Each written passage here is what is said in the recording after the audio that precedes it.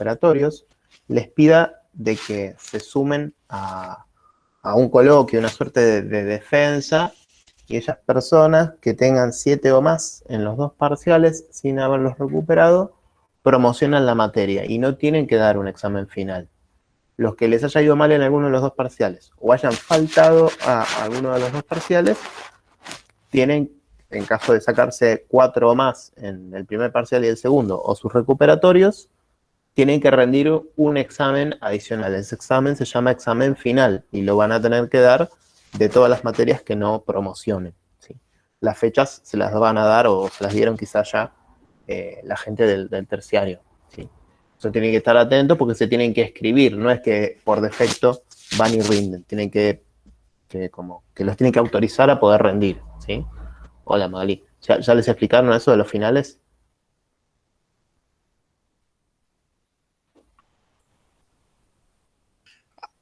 Al menos yo, profe, no estoy al tanto. Ok, bien.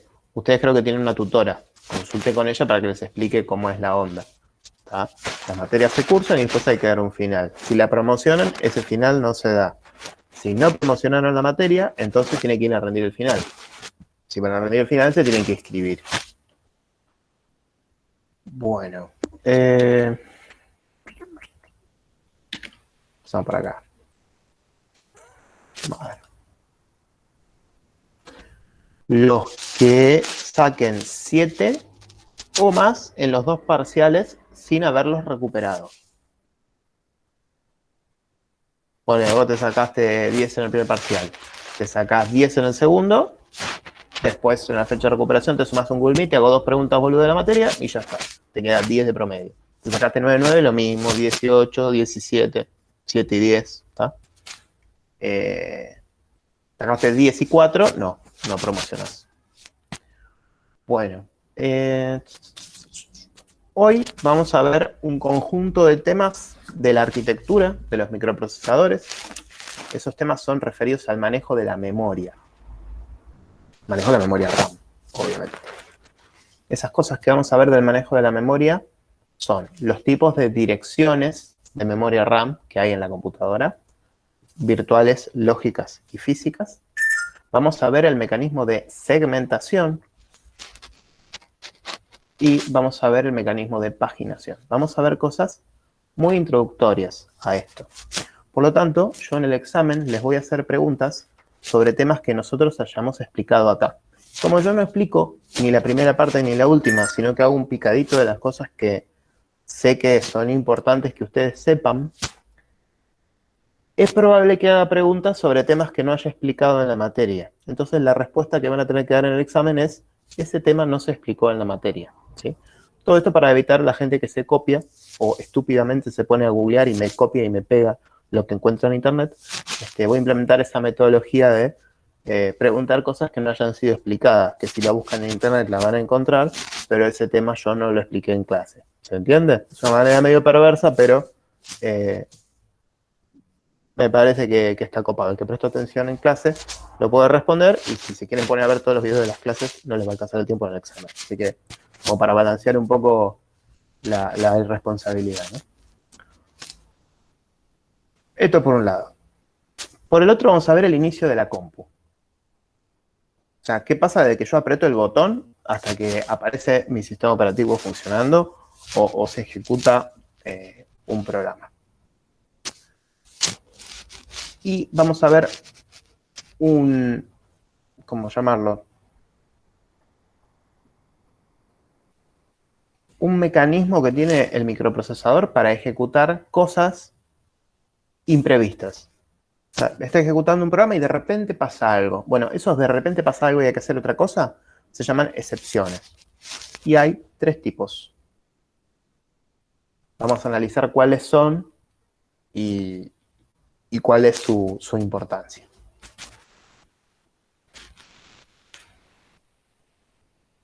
Después de esto, asociado con el inicio de la computadora, vamos a terminar viendo cómo arranca un sistema operativo. Y ahí se nos termina la materia. Continúa con la materia que tienen de sistemas operativos y redes. Eso es lo que vamos a ver en la clase de hoy. Bueno, para empezar a ponernos en tema, hay que ver una captura de pantalla de esto. Para empezar a ponernos en tema, tengo acá unas capturas son screenshot de un libro, que es un libro de Linux, en realidad, es un libro del kernel de Linux. Pero me pareció tan lindo, pero tan lindo y tan lindo los dibujitos, que en vez de empezar a hacer mamarracho yo, les voy a mostrar las capturas de este libro. No me acuerdo si es open source. No obstante, les paso el nombre por si alguno lo quiere googlear, porque es realmente hermoso. Hermoso. El autor es este chabón, Sao Xin, un hijo de puta. Tiene clarísima. Una explicación impecable. Es una explicación sobre el código fuente del Linux. De sus primeras versiones. Entonces, todo es relativamente simple para poderlo entender. Y obviamente, el desarrollo de un sistema operativo es algo que está hiper vinculado con el funcionamiento de la computadora. Entonces, muchas de las cosas que le tengo que explicar, tiene el chabón dibujitos hechos, a modo de intro para entender ese libro. Como una primera aproximación a esto, nosotros ya les hice dibujitos parecidos, ustedes más o menos la onda la entienden de esto. Como una primera aproximación, podríamos pensar de que el microprocesador, a través de sus bases de dirección de datos y de control, se relaciona con los dispositivos. Este CMOS Memory sería la BIOS, la RAM, Display Adapter sería la placa de video, el controlador de interrupciones, que lo mencionamos cuando vimos los codificadores, controlador de acceso directo a memoria, que jamás se los mencioné, timers propios de la computadora para secuenciarse, ¿sí? Vimos esto de los clocks, ¿no? Está como asociado a eso, controlador de teclado, de disco, disquetes, controlador de puertos y controlador de impresora. Esto es lo básico que tiene una computadora. Esto está pensado en la PC primitiva que hizo IBM. Pero más o menos nuestras compus funcionan igual. Esto es como muy esquemático. Esperen que se arme todo. Si tuviera que ir un poquitito más para adentro. Un segundito que me perdí la carpeta. Si tuviera que ir un poquitito más para adentro, les tendría que hacer un dibujito, que es el siguiente. Nosotros teníamos, en la antigüedad,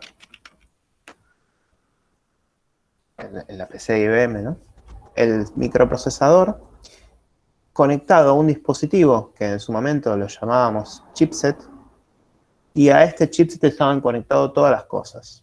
Todas las cosas serían los puertos ISA, los puertos PCI, la placa de sonido, la placa de red, la placa de video, los controladores de disco.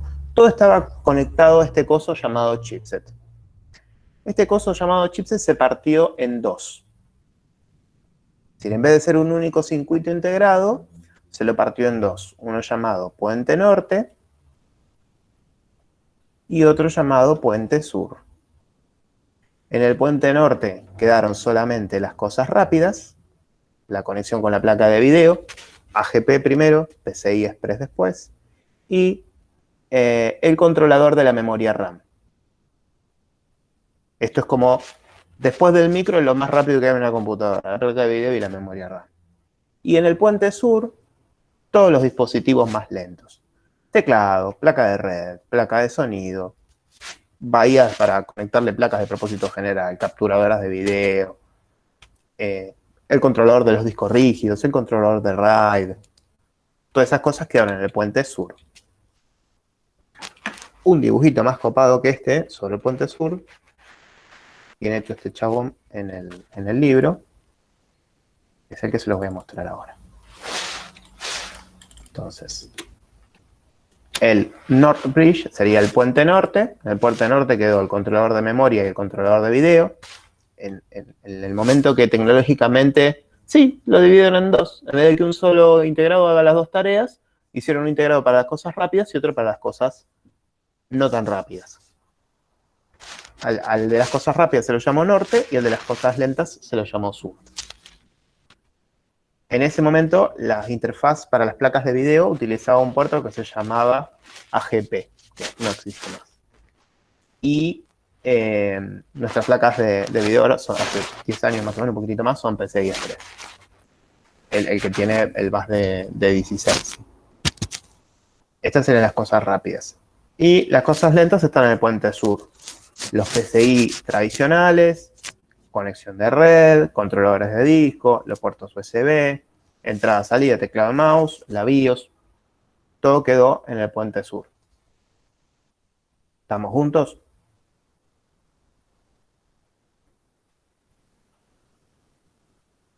Hace unos 7, 8, tirando a 9 años atrás, AMD empezó por meter el NOR Bridge dentro del CPU. O sea que hace 7 años con seguridad, un micro AMD tiene su controlador de memoria integrado. Y la comunicación con el puerto PCI Express de 16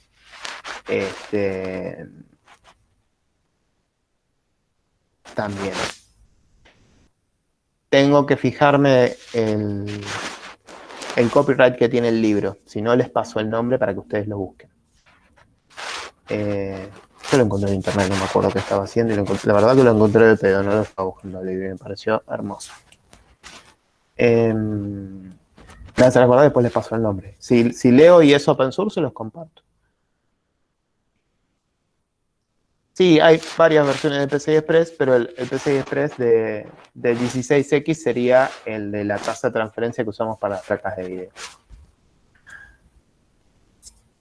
Esto es lo que AMD metió dentro del microprocesador. O sea que las cosas van cambiando de lugar, pero siempre están. No importa que se llame chip, puente norte, puente sur, que esté dentro del microprocesador, que en unos años lo saquen para afuera del micro, todo podría pasar, pero estas cosas están siempre. ¿Okay? Esto para que tengan un mapa mental de qué hay en una mother de una computadora. Bueno, esto. Voy haciendo capturas de pantalla de esto, así, si el libro llega a tener copyright y no se los puedo compartir, sí les comparto las capturas de pantalla con una solución intermedia. Dentro de la mother inicialmente y del microprocesador después, encontramos el controlador programable de interrupciones, o PIC, que es el integrado que utilizó la primera PCI IBM, es el 8259. Utilizó dos 8259. Uno para tener 8 entradas de interrupción y otro que tenía 8 entradas de interrupción más, pero cascadeados. Entonces, en total, en vez de tener 8 y 8, 16, se tiene 15, porque uno de estos, en el IRQ2, está conectado al segundo. Como que uno está atrás del otro.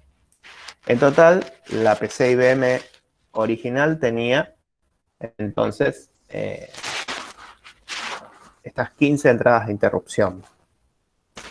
La más prioritaria es el timer de la computadora, el que le marca sus tiempos. El teclado, a medida que el número es más chiquitito, es más prioritario. A medida que el número crece, la prioridad cae. En la IRQ2, del primero de estos integraditos, se conectó el segundo. ¿Sí? Entonces, continuó con la prioridad según como estaba en el número de IRQ. Puerto serie, puerto paralelo, disquete, el otro puerto paralelo, y después de la prioridad 7 continuó con la prioridad 8. El reloj de tiempo real, que es el reloj que cuenta la hora de la computadora, no el timer del clock, sino el que cuenta la hora de la computadora. El refresco de la memoria RAM, reservados para dispositivos que uno ponga en los slots ISA en su momento.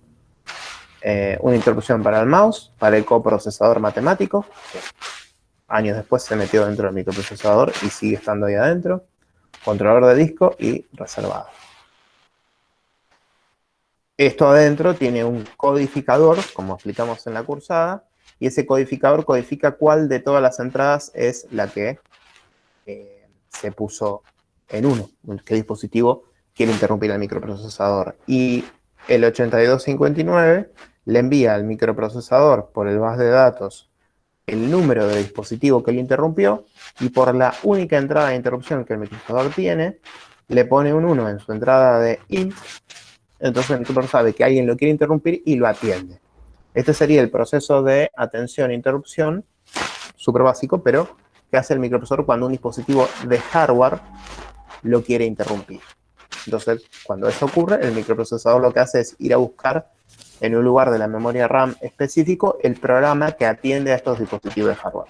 A ese programa que atiende a dispositivos de hardware lo llamamos driver.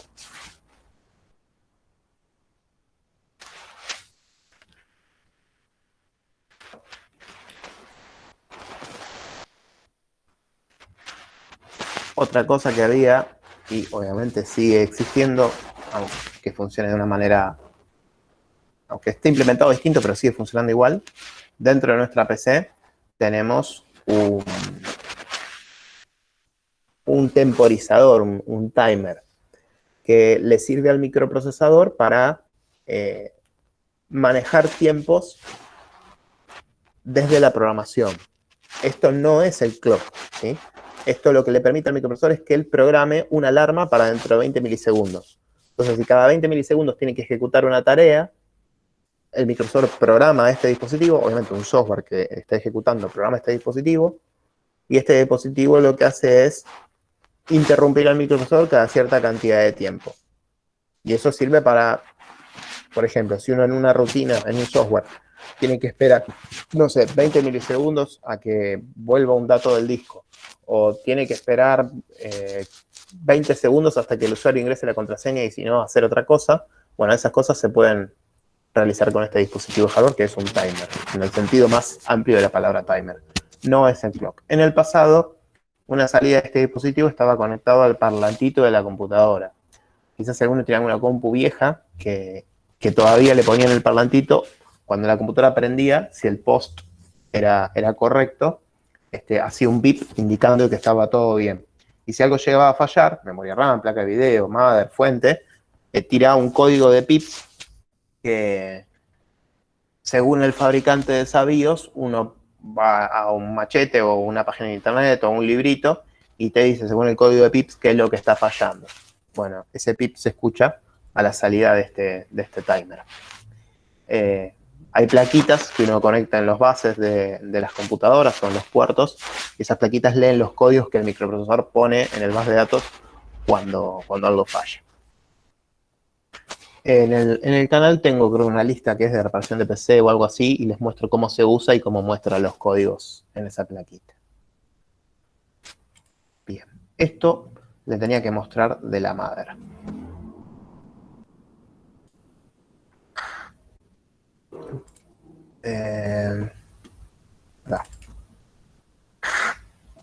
Vamos a empezar a ver qué es lo que pasa cuando inicia un sistema operativo.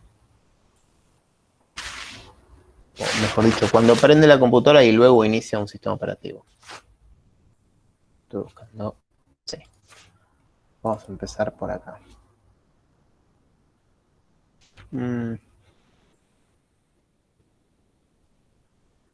Sí.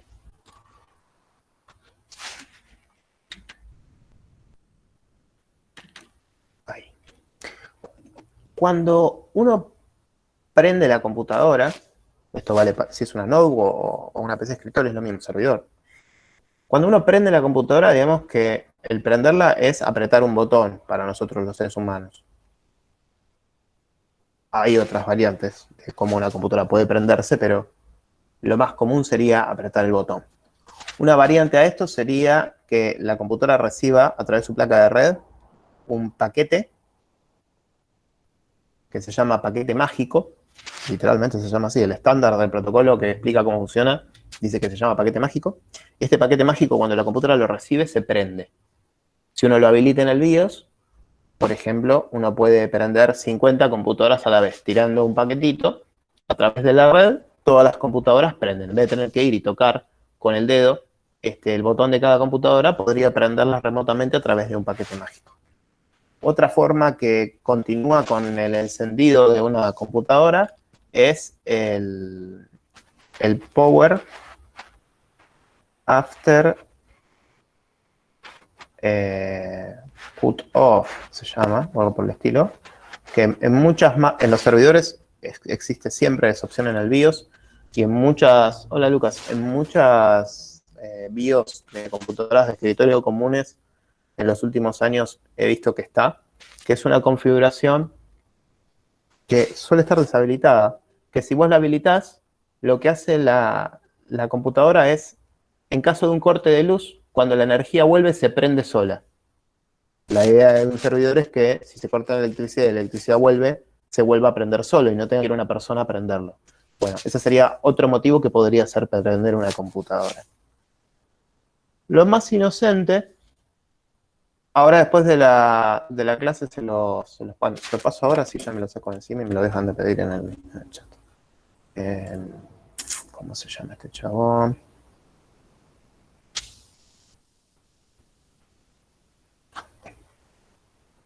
Creo que es open source, qué bueno, lo van a poder copiar. Profe, Sí. perdón, pero la pregunta es externa, ¿no? Yo tengo lo que es configurado el TeamViewer para el Wacom LAN y tengo activado el Wacom LAN Sí. desde la BIOS. Tengo IP pública, abierto el puerto, obviamente, todo para el Wacom LAN y prendo la PC, obviamente, con Wacom LAN desde el celular. El problema es que hay veces que por una configuración que hago del adaptador de red para tener mejor internet, un internet más estable, obviamente, a veces en una configuración me desactiva el Magic Packet. Entonces, si me desactiva el Magic Packet, no me funcionaría, porque es lo que me pasó unas veces. Es por eso, ¿no? Sí, si estás usando Windows, fíjate si tenés otro driver, que no sea el que estés usando. Probablemente el driver es lo que te está haciendo Ah, ok, eso. ok. Vamos, ok. Muchas gracias. Fíjate si en la página del fabricante hay alguna actualización. Eso suena o un error del TeamViewer, cosa que no creo porque lo usa mucha gente. Es que es un error Así que entre si varias eso no es. cosas, porque entre que es el TeamViewer, entre que le tengo que abrir el puerto al TeamViewer, entre que tiene que estar el LAN encendido desde la BIOS, es un conjunto de cosas. Pasa que el Wacom LAN sería la opción que aparece en la BIOS para este paquete Sí. mágico. El Wacom LAN vos lo tenés que habilitar en la BIOS y lo tenés que habilitar en el driver del sistema operativo. Yo no creo que el TeamViewer sea capaz de Desactivármelo, deshabilitarlo. claro. Yo creo que el que lo está deshabilitando Es lo bueno. es el driver, sí. Exacto. Yo Ok. apostaría a eso. Porque me andaba perfecto, yo Totalmente. encendía así y no sé, cosas que me pasan. Y como yo lo tengo en IP pública, lo encendía desde otro lado. Con el TeamViewer, o sea, lo encendía Obvio, sí, de sí. cualquier lado. Pero bueno, gracias, profe. Sí. Lo más tradicional entonces sería, a la hora de prender una compu, apretar el botón de la computadora. Y en realidad, cuando uno prende, la computadora no le da energía. La computadora siempre tiene energía. Si esto aplica para una notebook, aplica para una PC de escritorio, ¿no? Supongo que esto que está acá es la fuente de la computadora. Y acá, no sé, está el microprocesador. Esto que está acá es la madre. Y no sé, y un disco, ¿vale? La fuente tiene un cable obviamente a la madre, y la fuente siempre le está dando energía a la madre. No es que la computadora está apagada como si fuera, no sé, un secador de pelo o una licuadora. Así como el televisor, ustedes ven la lucecita roja cuando está apagado, y cuando lo prenden cuando apretan el botón de encendido, el televisor prende. Eso quiere decir que el televisor no está del todo apagado. Bueno, con la computadora pasa lo mismo. La computadora no está del todo apagada, ¿sí? Tiene energía la BIOS y la placa de red y partes del microprocesador. Cuando uno aprieta el botón, en realidad ese botón sirve para decirle a la computadora que uno quiere que inicie, ¿sí? Que se energice completamente y empiece su secuencia de inicio. La secuencia de inicio de una computadora es energizar todos los dispositivos. Cuando los dispositivos se energizan, el que empieza a procesar obviamente es el microprocesador. Los microprocesadores de la arquitectura PC están construidos para que cuando reciban energía y comiencen, y comiencen a funcionar, sus registros, el CS y el IP, que ya explicamos clases anteriores, estos registros toman cada uno un valor y forman una dirección de memoria. Esa dirección de memoria es una de las últimas direcciones de memoria direccionables por el microprocesador en su modo de 16 bits. En esa dirección de memoria, lo que tiene que estar mapeado, lo que tiene que estar cableado en la mother, es ni más ni menos que la BIOS de la computadora. Es decir, que el micro, cuando uno lo inicia, cuando uno le da energía para que arranque y apriete el botón, ¿no?, de la computadora, el microprocesador lo que hace en ese momento es inicializar esos registros, que son flip-flop, con valores iniciales específicos que son siempre los mismos. Y la pregunta sería, bueno, ¿qué valores son?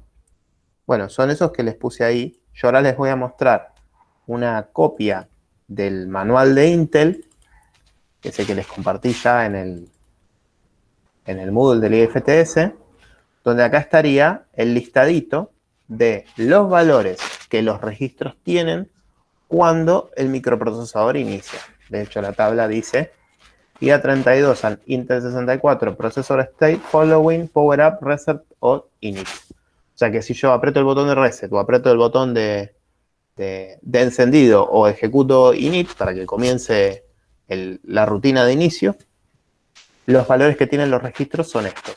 Y a mí lo que me interesa que ustedes se lleven es los valores que tiene el registro CS y el registro IP.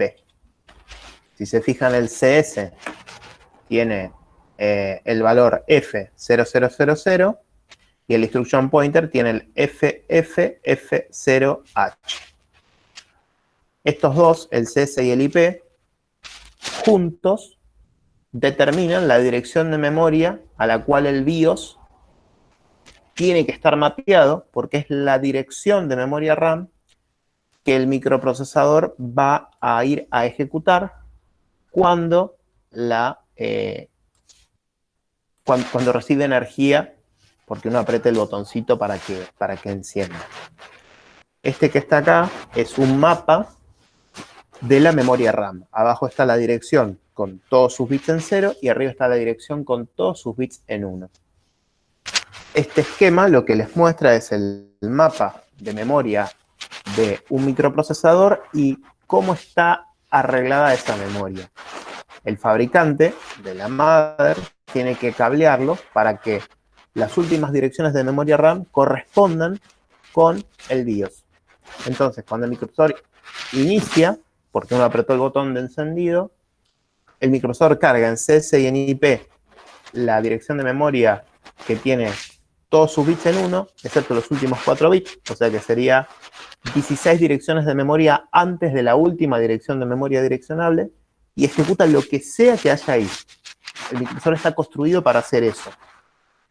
Lo que hay ahí es, habitualmente, como lo dice en la presentación esta, un salto a alguna dirección de memoria, eso lo eligió el fabricante de la BIOS, donde ahí está la rutina o el código binario que corresponde con la BIOS. Y, digamos, esa BIOS lo que tiene adentro es el POST, que es el chequeo que hace el microprocesador cuando arranca, Power on Self Test, sería la prueba que se hace a sí mismo cuando inicia, y si no pasa nada malo, por ejemplo, la memoria RAM está funcionando, la puede configurar para que funcione, la fuente de energía funciona bien, si todo está correcto, entonces termina el POST. En la antigüedad las computadoras contaban la memoria también. Luego de eso se escuchaba el ruidito del parlantito, que habitualmente ya no está más, pero se puede habilitar en algunos BIOS para que lo haga. Y luego de eso comienza a ejecutarse el BIOS. El BIOS lo que hace es inicializar a los dispositivos de hardware. Hay dispositivos que requieren enviarle mensajes específicos para que empiecen a funcionar bien, como por ejemplo el teclado. El teclado tiene una rutina de inicialización para que comience a funcionar. Y a su vez el BIOS tiene dentro de sí los drivers de esos dispositivos primitivos que yo les mostré hace un ratito. todas las interrupciones, teclado, mouse, disco, impresoras, puertos, todas esas interrupciones tienen un driver por defecto que está guardado en la BIOS. Cuando las computadoras funcionaban en DOS, el DOS no tenía drivers para el hardware. Utilizaba como drivers los drivers propios de la BIOS. Cuando empezamos a utilizar sistemas operativos que no utilizaban los drivers de la BIOS, entonces los fabricantes de los dispositivos empezaron a hacer sus propios drivers. ¿Hasta acá estamos juntos?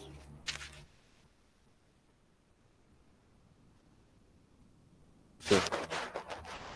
Luego de que el BIOS inicializa placa de video, módulos de memoria RAM, dispositivos de hardware, unidades de almacenamiento, etc., ¿qué hace?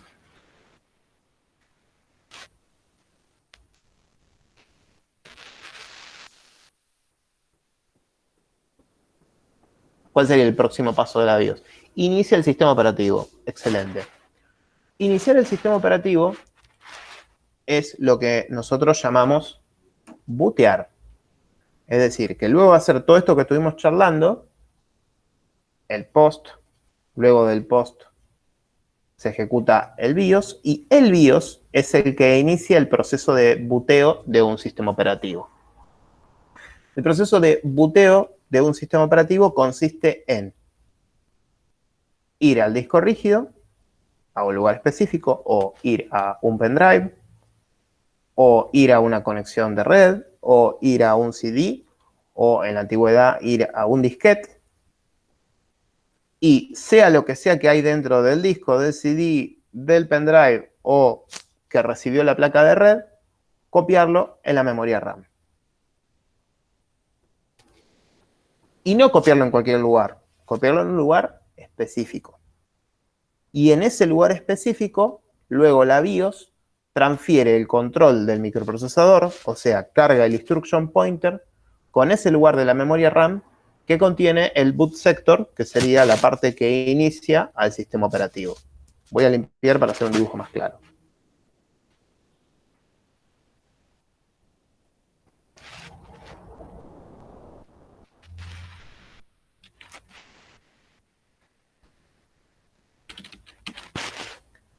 Entonces, la BIOS tiene configurado, o por defecto, o porque nosotros se lo hicimos, que tiene que bootear del disco rígido 0, ¿sí? O del SATA 1, del SATA 2, o del pendrive. Yo acá pongo HD0.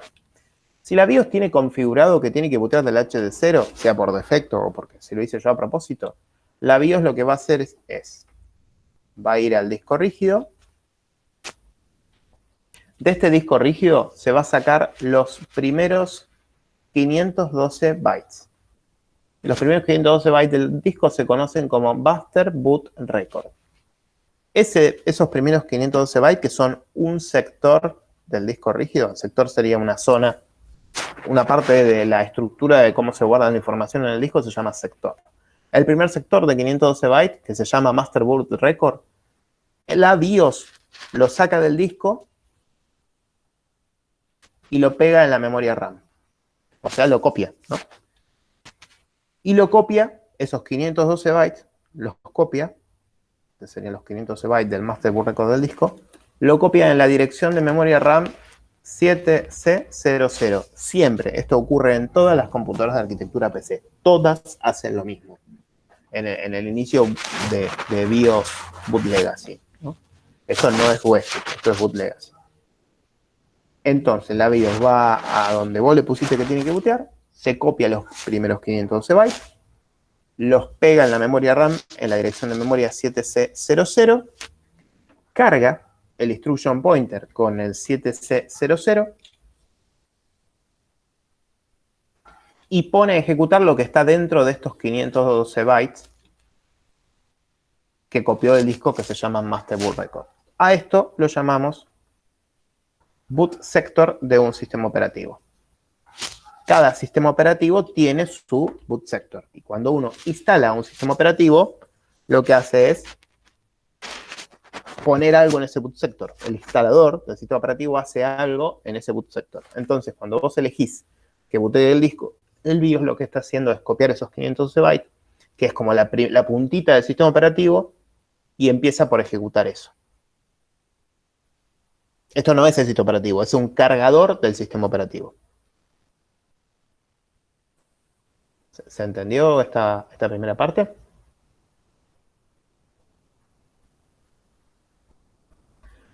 No importa de dónde venga, siempre es así. Puede ser un pendrive, puede ser un CD, un disquete. No es idéntico en todos los casos, pero es muy parecido, muy parecido. Bien, Emanuel, si uno tiene más de un sistema operativo, por ejemplo, en mi caso yo tengo instalado el Windows que me vino de fábrica en la computadora y un Ubuntu. Entonces, uno lo que tiene que poner en estos 512 bytes no es el gestor, perdón, no es el boot sector de un sistema operativo, sino un gestor de arranque. Yo, por ejemplo, creo que tengo el por defecto de Ubuntu, no me acuerdo, creo que se llama Lilo. Esperen que me parece que es de otra distribución el Lilo. No, el Lilo es de SUSE. ¿Cómo se llama? ¿Alguno se acuerda? Que no me acuerdo. El de Ubuntu. El gestor de arranque. El Cherub, ahí está. Puede tener Lilo, es el gestor de arranque de una distribución que se llama SUSE. Fue la primera distribución que usé y he pasado noches peleándome con el Lilo para que me funcione, así que por eso me sale primero el Lilo y no Cherub. Es más común en la actualidad encontrar el Cherub. Entonces el Cherub es un gestor de arranque. Entonces el BIOS no le pasa el control al boot sector de un sistema operativo, le pasa el control al Cherub. Y el Cherub me muestra un menú donde yo puedo elegir cuál de todos los sistemas operativos que tengo instalados y dentro de cada uno de ellos sus opciones de arranque que tengo. Este sería el caso si tenemos más de un sistema operativo instalado. Tanto el Lilo como el Cherub son de Linux. Hay otro software que también que no es de Linux y que uno puede instalar también como gestor de arranque. Hay uno que tiene un nombre así medio como Electronic, Disconic, algo por el estilo, no me lo acuerdo. Creo que el Partition Magic está asociado con ese software y el Partition Magic es capaz de instalártelo en el boot sector. Ahora no me sale el nombre. O sea que no solo Linux tiene gestores de arranque, puede haber gestores de arranque que no son de software libre, ¿sí? Bien, este gestor entonces sería un pequeño menú con una pequeña interfaz que me permite elegir qué sistema operativo quiero que verdaderamente sea el que bootee. Entonces, ese gestor de arranque me carga el verdadero boot sector del sistema operativo que yo quiero arrancar. ¿Está bien? Bootcamp, no me suena. No lo usé nunca. ¿Qué es de Windows? ¿De Mac? De manzana. Por eso no lo conozco. Es de Mac. Eso explica un montón de cosas. Sí, no. Yo odio Mac. Por eso no lo conocía. Sí, es de... Claro. Es un gestor de arranque, pero hecho por manzana. Bueno. Estamos hasta el boot sector. Entonces ahora les tengo que mostrar el mapa de memoria de un boot sector. Esto ya se los puedo borrar. Y les muestro... ¿Les muestro esto? Sí. Entonces la onda sería así. El BIOS carga el boot sector de un disco. El boot sector carga a un cargador del sistema operativo. A este programa se lo llama bootloader. Y ese bootloader empieza a cargar el sistema operativo. Sería la estructura básica. Acá hay un dibujito que muestra cómo va evolucionando la memoria a medida que va cargando Linux. Primero en 7C00 está el boot sector, que aparece bootsec.s. Después el boot sector se copia a otra dirección de memoria, carga el bootloader carga el sistema, y después el sistema mueve, o sea, la primera parte del kernel, el proceso que se llama init, lo mueve del lugar de la memoria que lo cargó desde el disco, lo corre a la dirección de memoria inicial 000. O sea, lo pone en la primera dirección de memoria RAM direccionable. Y pasa por arriba, pisa al boot sector inicial. Y obviamente la memoria del boot sector se libera y queda ese cargador original del sistema operativo y el init, que es el primer proceso que se carga en el caso de Linux. Esa sería la forma en que arranca un sistema operativo Linux. Esto mismo habría que verlo para Windows, como es, ¿no? Cada sistema operativo tiene el suyo. Lo que vimos hasta que se carga en 7C00, eso es de la arquitectura PC. Todas las BIOS, cuando bootean de esta manera. Eso se los mostré. Un boot sector. Esto que está acá es un boot sector de ejemplo del sistema operativo Linux. Esto está en el libro ese que les compartí. Esto que está acá sería un ejemplo hiper básico del boot sector de un sistema operativo. ¿Qué cosas veo yo como distintivas? Bueno, la dirección original de que el BIOS va a ir a buscar este código. Entonces, cuando este código es compilado, tiene que ser ubicado en esa dirección de memoria. Entonces, el compilador tiene que saber de que este programa, cuando se lleve a la RAM, tiene que ir a parar a esa dirección de memoria RAM. Y todo este código tiene que estar programado considerando de que inicia en la dirección de memoria 7C00. Cada compilador de assembly tiene formas distintas de hacer eso. Este boot sector en realidad no es el boot sector de Linux posta, sino que es un ejemplo. Este boot sector lo que hace es cargar, esperen que un toque de zoom que no se ve nada, lo que hace es cargar algunos registros del micro y con esos registros, el CSDS, llama a una rutina de, ¿cómo se llama? De la BIOS, como si fuera un driver que la BIOS tiene, porque sigue estando en todas las BIOS, para poder imprimir en pantalla, que es esta interrupción 10. Cuando es el llamado a esa funcionalidad 10, lo que hace es, la BIOS, lo que hace es escribir en la pantalla, en modo texto, así en letritas, como se ve la BIOS de la computadora, un mensaje. Y ese mensaje es cargando el sistema. Después les voy a mostrar la captura de pantalla de cómo se vería la computadora booteando este boot sector. Y algo importante que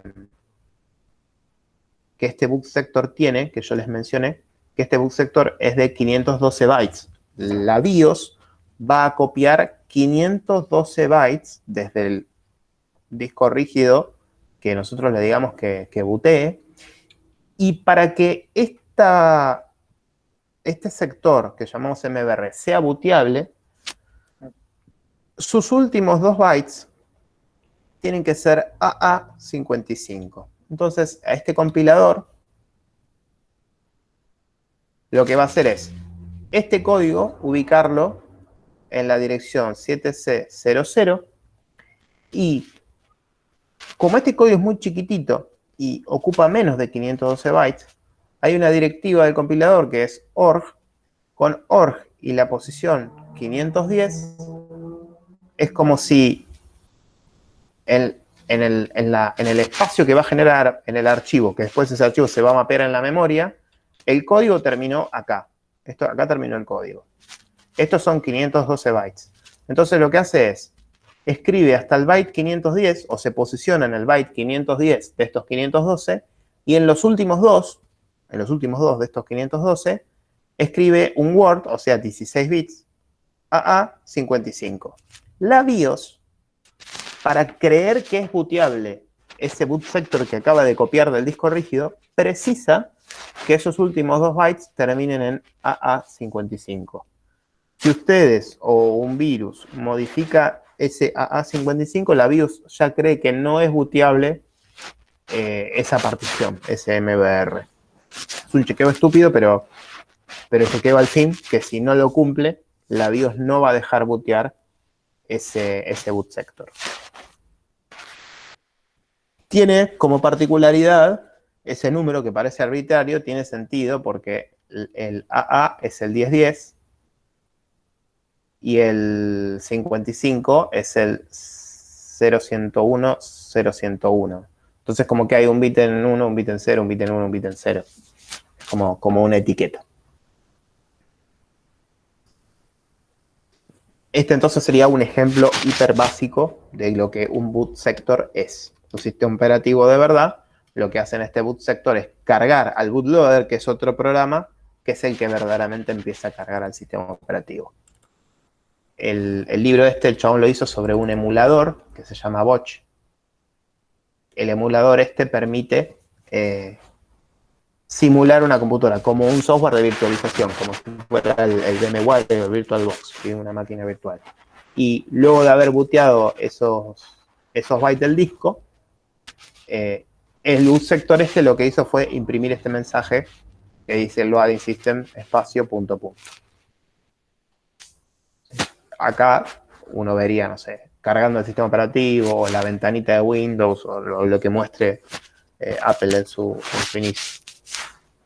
Este sería entonces un ejemplo de el boot sector.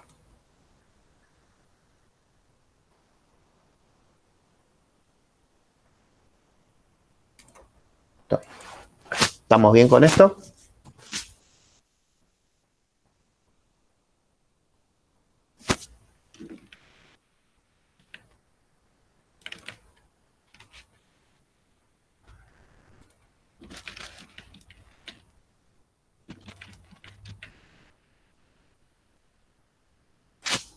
Sí, perfecto.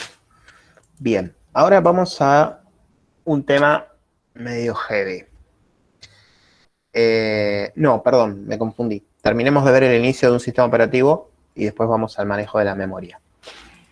Esto que está acá sería la descripción de el kernel del sistema operativo ubicado en la memoria RAM desde la dirección 000, o sea, ya se terminó de cargar, ya está corriendo el sistema operativo, queda el manejo del sistema operativo desde la dirección 000, luego queda un espacio vacío y luego aparece una tabla.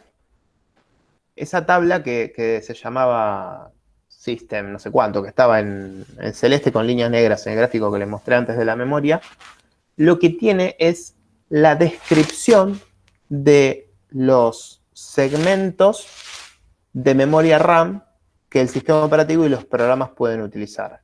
Esos segmentos tienen descriptores de segmento. Es decir, el segmento tiene un inicio, tiene un fin, tiene unos permisos, código, pila, datos, ejecución. Esos segmentos están descritos en una tabla. La tabla que describe los segmentos se llama tabla GDT, tabla de descriptores globales de segmento. Esa tabla GDT la tiene que construir el sistema operativo. Y cuando un programa se va a ejecutar, el sistema operativo tiene que agregar los descriptores de los segmentos que ese programa va a utilizar. Eso es contenido de la materia de sistemas operativos, no de arquitectura. Luego de haber cargado el boot sector al bootloader. El bootloader es ese pedacito de sistema operativo principal que en Linux se lo conoce como tarea 0. La tarea 0 construye a el primer proceso de Linux, que se llama proceso init, y a partir de ese proceso init, en el caso de Linux, el proceso init se empieza a clonar y a crear nuevos procesos. Y por otro lado, el init construye un proceso a mano, que es el proceso 2. Entonces, todo junto de nuevo sería: la computadora está enchufada, energizada, pero apagada. Yo voy y aprieto el botón.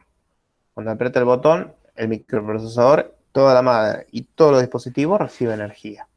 El microprocesador tiene en sus registros, que los registros son flip-flop, los tiene configurados para que cuando se energice tome un valor inicial. Eso se hacía con las entradas de set y clear, habíamos visto.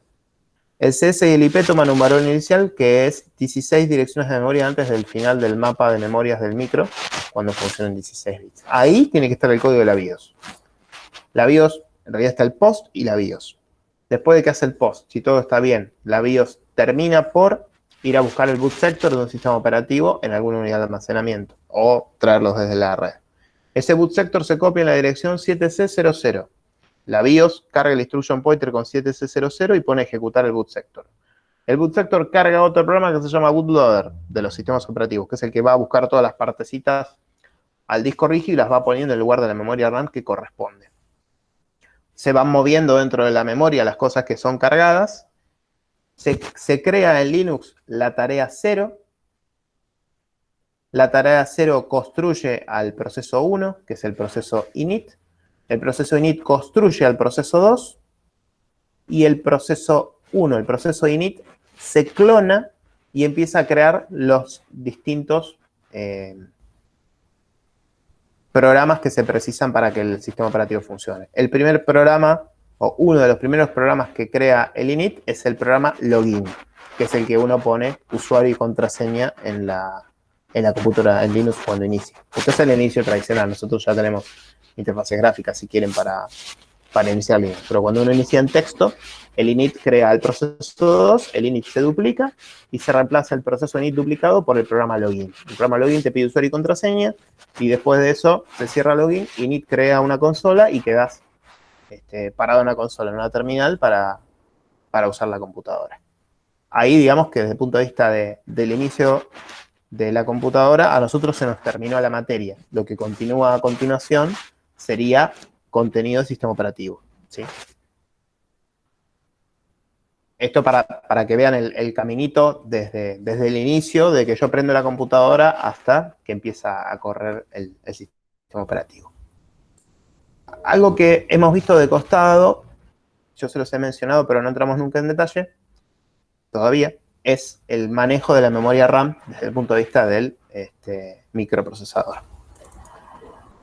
Nosotros, para usar la memoria del sistema, en la arquitectura PC tenemos una estructura de traducción de esas direcciones de memoria RAM.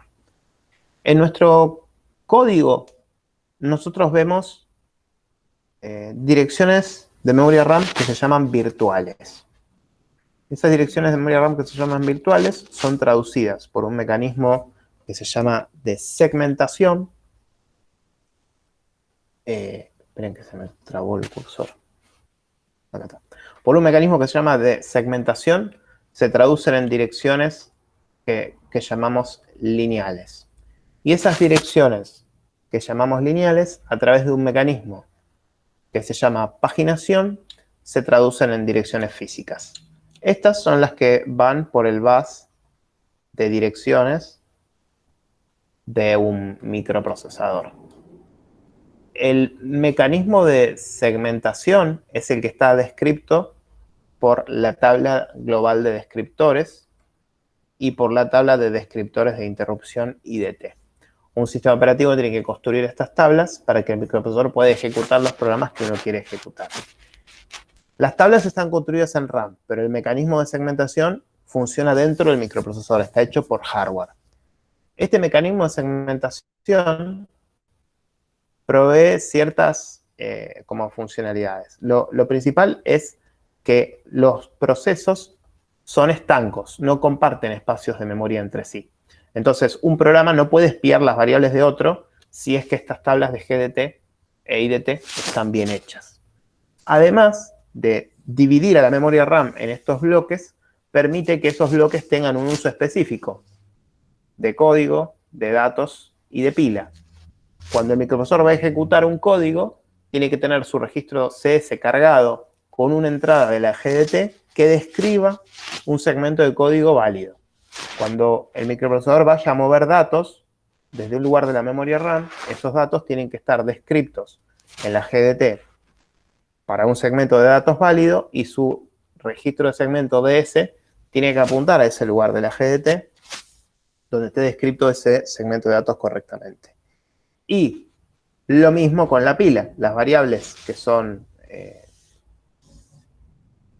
ubicadas en la pila, las variables comunes cuando uno programa, esas variables que se ubican en la pila vale la misma regla. El registro de segmento de pila SS tiene que tener una entrada de la tabla GDT que describa un segmento de pila correcto. Si todo esto está correcto, el mecanismo de segmentación dice, es correcto este segmento de código, es correcto este segmento de datos, es correcto este segmento de pila, y va a dejar que nosotros ejecutemos ese programa. Si mientras estamos usando el programa ocurre algún error que viola el mecanismo de protección de la segmentación, el microprocesador entra en un modo de excepción, que es eso que le introduje al principio de la clase de hoy que le dije que íbamos a ver. Entonces, si uno quiere ejecutar un segmento que no es de código, quiere ejecutar un segmento que es de código pero que no es de mi propio programa, quiere leer un dato que no tiene permiso para ser leído, quiere escribir en un lugar de la memoria que no tiene permiso para ser escrito, quiere guardar cosas en un sector de pila que no puede guardar porque los permisos no se lo permiten, entonces el mecanismo de segmentación del microprocesador va a interrumpir la ejecución y va a ir a un manejador de excepciones. El mecanismo de protección que proveen la segmentación funciona en el modo que llamamos protegido de los microprocesadores PC. El modo protegido es el modo de, o funciona en el modo de 32 bits. El BIOS de arranque legacy, no el UEFI, no arranca en modo protegido. Entonces no utiliza segmentos, entonces es un código inseguro. O yo podría hacer un código que corra dentro de la BIOS y hacer cosas malas, digamos, porque no hay ningún mecanismo de protección. Una de las primeras cosas que debería hacer el boot sector de un sistema operativo es pasarlo del modo de funcionamiento real al modo de funcionamiento protegido, porque el modo protegido incorpora este mecanismo de segmentación para traducir las direcciones y en ese proceso de traducción aplicar la seguridad de código, datos y pila. Hasta acá todo podría funcionar. No es obligatorio el uso de un esquema de paginación. Podría ser que las direcciones lineales sean iguales a las direcciones físicas en caso de que no utilicemos la paginación. No obstante, la paginación se utiliza siempre y la paginación lo que hace es aplicar una segunda traducción a esas direcciones que eran virtuales y pasaron a ser lineales, traduce esas lineales a ser físicas. ¿Por qué? Bueno, esperen que creo que lo tengo en otro dibujito, si no se los hago yo a mano.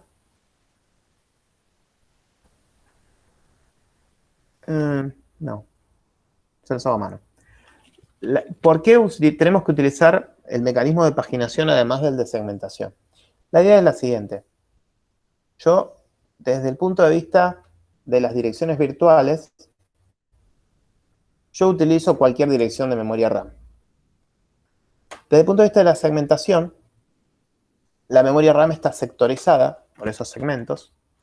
Entonces yo puedo tener un lugar para código, un lugar para datos y un lugar para pila.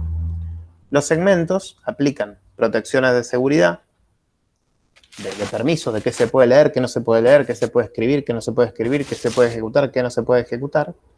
Y además de eso, tienen la característica de que son de tamaño variable. Así que no todos los segmentos tienen el mismo tamaño. Los sistemas operativos habitualmente trabajan con un tamaño base de segmento y después pueden hacerlos crecer si el programa precisa más memoria. Pero lo típico es que todos los programas que se ejecuten tengan todos segmentos de código, datos y pila del mismo tamaño. Un tamaño uniforme elegido por el desarrollador de ese sistema operativo. Y luego tenemos las páginas.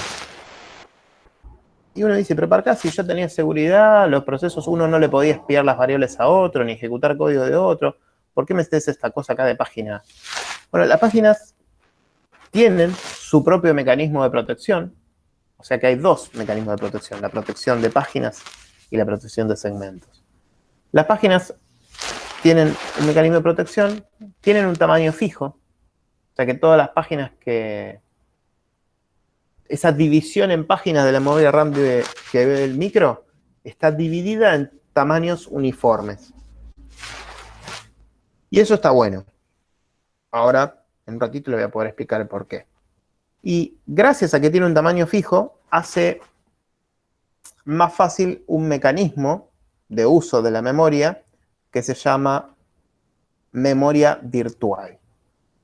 Y acá tenemos un flor de quilombo, porque yo empecé con direcciones de memoria RAM virtuales y les terminé diciendo que las páginas permiten utilizar un mecanismo de acceso a la memoria llamado memoria virtual.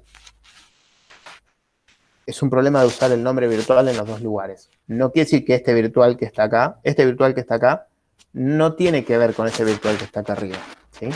Ahora, si me voy acá en un ratito, los voy a poder explicar. Entonces, el micro desde un punto de vista ve direcciones de memoria. Esas direcciones de memoria tienen que calzar dentro de un segmento de código cuando la quiere ejecutar, dentro de un segmento de datos cuando la quiera leer o escribir, y dentro de un segmento de pila cuando quiera guardar una variable o recuperarla. Entonces, desde el código vos vas a tener direcciones de memoria virtuales, pero que lo que vos quieras hacer con esa dirección tiene que matchar el mecanismo de permisos de la segmentación para código, datos y pila. Ahora, ¿por qué están las páginas? ¿Qué cosas hacen las páginas que los segmentos no? Se los voy a limpiar y ahora se los voy a poder explicar.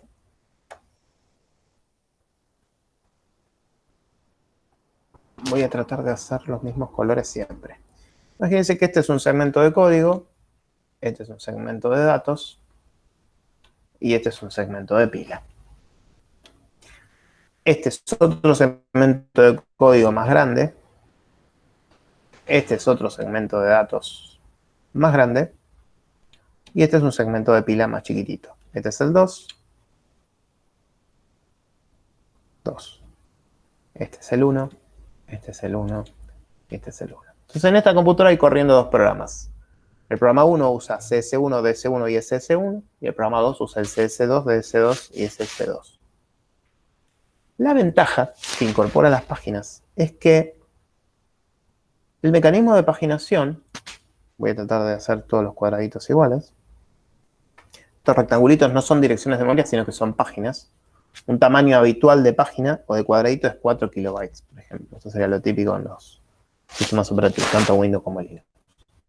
La idea de estas páginas es que este segmento de código que dice empieza en tal dirección de memoria, termina en tal dirección de memoria virtual, podría ser, supongamos, de 16 kilobytes. Y las páginas, como primera cosa grosa que permiten hacer, es que este CS1 esté ubicado en este cuadradito, en este cuadradito, en este cuadradito y en este cuadradito. Entonces, este, es el CS1, este es el segundo pedazo del CS1, este es el tercer pedazo del CS1 y este es el cuarto pedazo del CS1. O sea que algo que desde el software yo lo veo como un espacio contiguo de memoria RAM, yo veo que una dirección de memoria RAM debajo de la otra pertenece a mi programa. El segmento lo describe de esta manera. Desde esta dirección de memoria hasta esta dirección de memoria, esto se trata de un segmento de código y se puede ejecutar. Pero físicamente la memoria no estaba ubicada en direcciones contiguas, sino que son pedacitos de memoria RAM que el mecanismo de paginación es capaz de traducir. Entonces, cuando vos desde tu código, por ejemplo, recorriendo un array, vas haciendo más para ir recorriendo todas las posiciones, o usás variables que están todas juntas, bueno, el mecanismo de paginación te va a llevar a las direcciones de memoria RAM física que corresponda, a pesar de que esas direcciones de memoria no estén adyacentes, no estén pegoteadas. Yo les acabo de explicar por qué es bueno el mecanismo de paginación, pero no les dije en qué caso esto es útil. ¿Cuándo se imaginan que es útil tener este mecanismo que permita hacerle ver a los programas direcciones que son contiguas cuando las direcciones no son verdaderamente contiguas en la RAM? ¿Cuándo sería útil esto?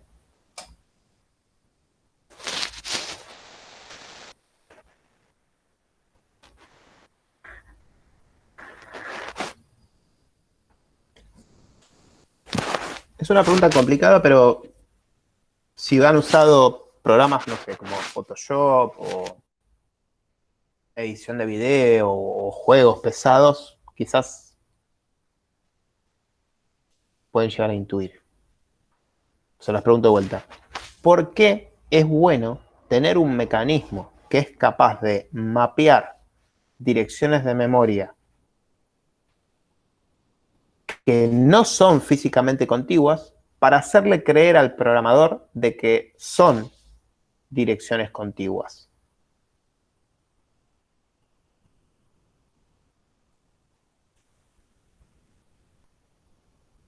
No. Porque necesitamos más memoria, tibio. Voy a hacérselos con un ejemplo. Imagínense que este es el programa 1. Y el programa 1 utiliza esta parte de la memoria. Y este es el programa 2. Y utiliza esta parte de la memoria. Y este es el programa 3.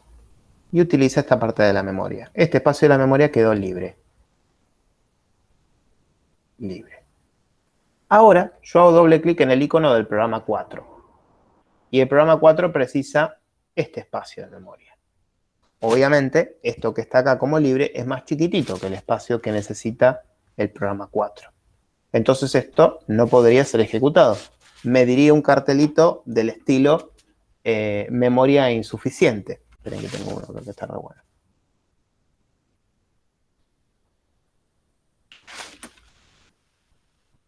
Yo estoy queriendo ejecutar un programa en un sistema operativo y ese programa precisa memoria RAM, que la memoria RAM disponible de la computadora.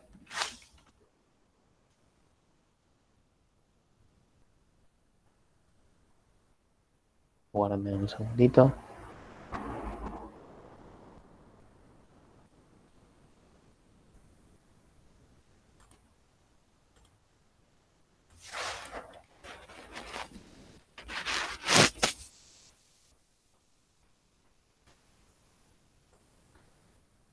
No importa el audio.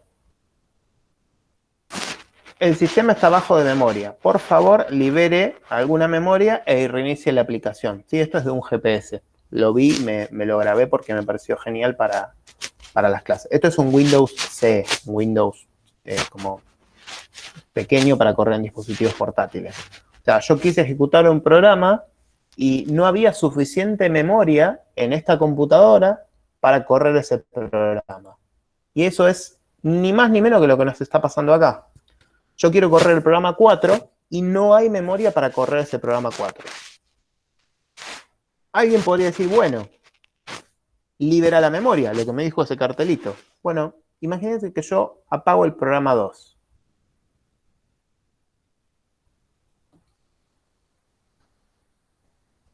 Todavía no llegamos a la memoria RAM virtual. ¿Qué pasa si yo cierro el programa 2? ¿Puede correr este programa 4?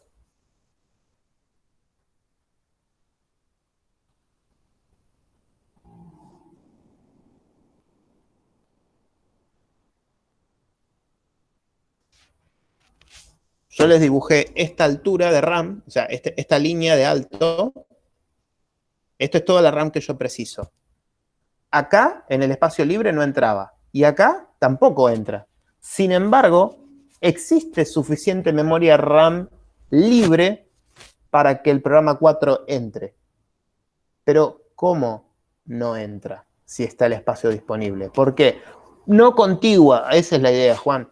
Si yo libero un proceso, ahora tengo memoria libre. Entre este espacio libre y este espacio libre, yo podría agarrar un pedacito de este programa y mandarlo acá, y otro pedacito de este otro programa y mandarlo acá.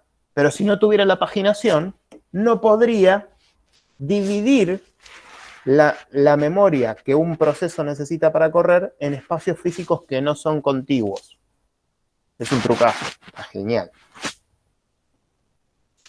Es decir, aún yo, teniendo memoria RAM disponible, esa memoria RAM puede no ser contigua. Y si no es contigua, no podría cargar el proceso. Bueno, en realidad eso es mentira. Yo podría cargar el proceso igual.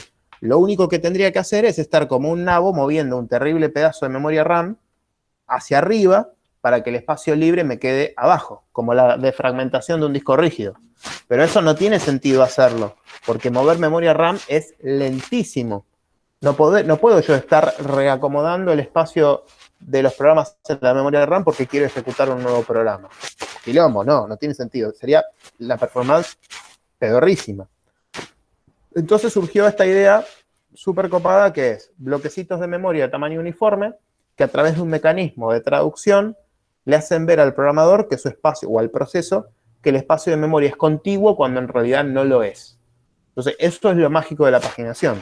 Poder acceder a espacios de memoria no contiguos, pero yo como programador o yo como proceso corriendo creo que mi memoria es contigua. ¿Sí? Entonces, para evitar tener que estar haciendo movimientos de memoria RAM, que no sería eficiente, la paginación permite de que un proceso vea un espacio de memoria contiguo cuando en realidad no está físicamente contiguo en la memoria RAM. Esta es la primera cosa importantísima que la paginación permite hacer.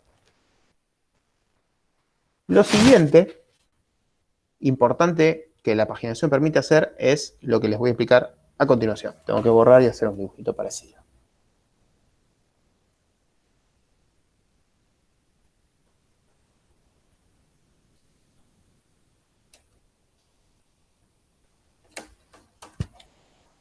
Quise dibujar 3 procesos que tuvieran... Claro, es que uno lo hace todo el tiempo. Bueno, en el pasado, cuando las compus eran quizás más limitadas en RAM, hoy en día creo que es más común que te sobre RAM que hace 10 o 15 años atrás. Y en ese momento era habitual tener que estar cerrando programas. Y en hardware pedorros como el de un GPS es como más común todavía. O hasta en los celulares a veces. Hace 6 años atrás, 7, yo recuerdo que había programitas que te bajaban otros programas de la memoria RAM para que te funcionara mejor el teléfono. Claro, ahí está. Ahora tengo el siguiente problema. Quiero correr el programa 4.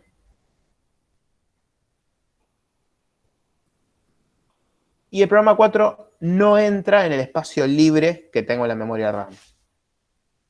Si no entra, entonces no lo puedo correr. No. Ok.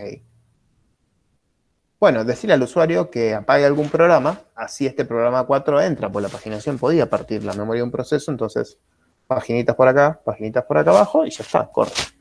No, el usuario no quiere apagar ni el proceso 1, ni el proceso 2, ni el proceso 3. Ok. Bueno, decirle que no puede correr porque no hay más memoria. Chau. Bueno, ¿no podríamos hacer nosotros algo para que si una persona quiere correr un programa, pero sin dejar de correr los otros, esto siga funcionando? Sí. A eso se lo conoce como memoria virtual.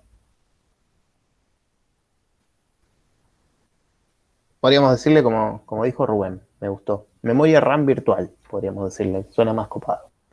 La memoria RAM virtual sería, para no confundir con las direcciones virtuales, la memoria RAM virtual sería algo que hace el microprocesador por hardware junto con el sistema operativo que funciona de la siguiente manera. Este es el disco rígido. Entonces, el sistema operativo lo que hace es agarra el proceso 2, lo saca de la memoria RAM, lo copia todo y lo pega en el disco rígido. Como las páginas, todo esto está dividido en páginas, como las páginas todas tienen el mismo tamaño, es más fácil llevarlas a archivos o a clúster de disco rígido. Entonces el proceso 2 que ocupaba 1, 2, 3, 4, 5 páginas, las 5 páginas del proceso 2, el microprocesador por hardware más el sistema operativo que fue programado para que haga esto, llevó el proceso 2 al disco rígido. Y ahora plancha el proceso 4 entre el espacio del proceso 1 y 3 y entre el espacio del proceso 3 y lo que había verdaderamente de memoria RAM libre. Lo ejecuta y luego de un tiempo, cuando le toque turno de ejecutarse el proceso 2, el microprocesador más el sistema operativo agarran el proceso 4 y copian sus páginas al disco rígido. Y recuperan del disco rígido el proceso 2 que había sido guardado previamente. Y lo más poderoso de esto es que ninguno de los procesos se da cuenta que le pasó esto. O sea que el proceso 2 cree que él está corriendo todo el tiempo y el proceso 4 cree que está corriendo todo el tiempo. De esta manera se puede lograr de que un programa corra con más memoria RAM de la que físicamente tiene disponible. ¿Y cómo se hace eso? Bueno, pasando otros procesos que no están ejecutándose, pero sí están en la memoria, a la memoria RAM, para que se ejecute el proceso que vos querés, y luego ese proceso se recupera del disco rígido hacia la memoria RAM, y vos, que habías tomado su espacio, sos el que va al disco rígido.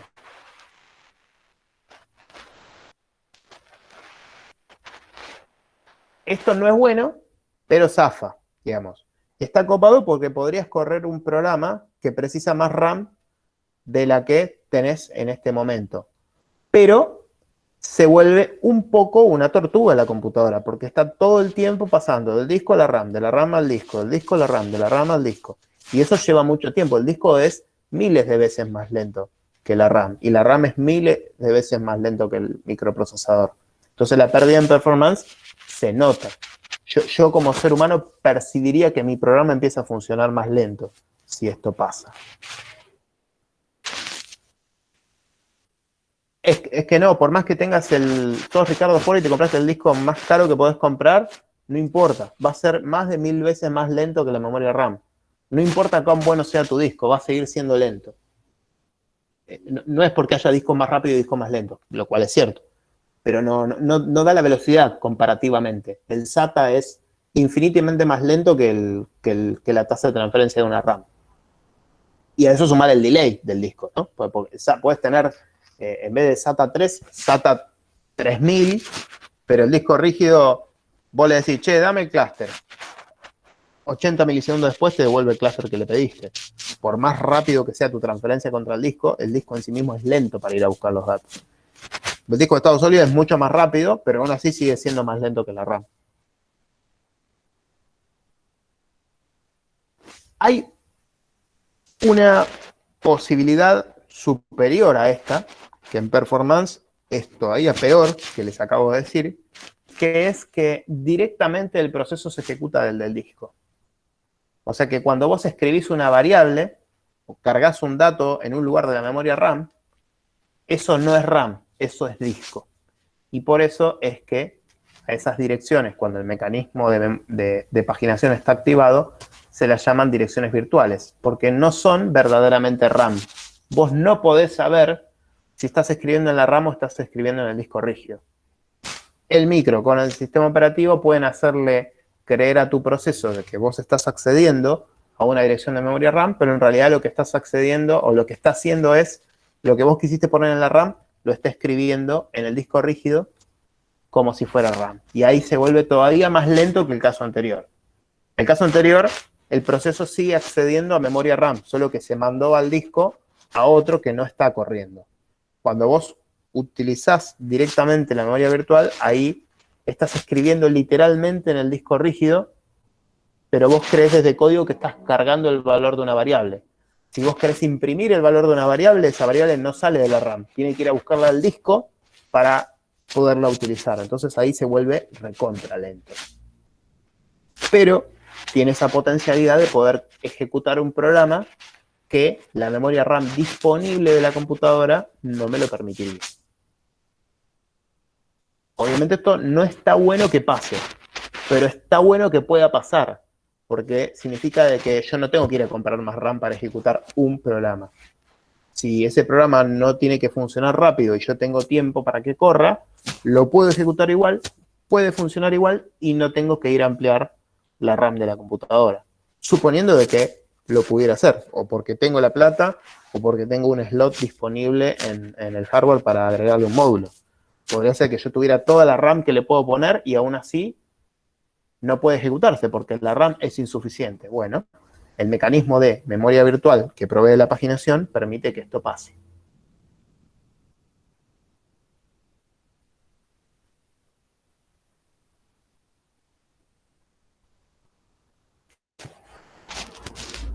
¿Estamos juntos? ¿Se entendió?